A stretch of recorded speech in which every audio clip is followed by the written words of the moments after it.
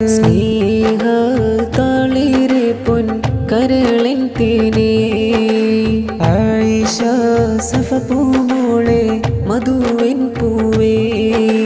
ബാപ്പ ഷരീഫ് നൂറാനിക്കുയിരം മോളെ പൊന്നുമ്മ ഷാഹിനക്കഴകാം പൂമോളാണ് തൊട്ടില് കിട്ടും നാളിതിലായി ഉപ്പാപ്പ ഇബ്രാഹിം മുസ്ലിയാർ ഉമ്മാമ മൈമൂനയും ബൈത്ത് മൂളുന്നു പൂവിൽ താരാട്ടിൻ്റെ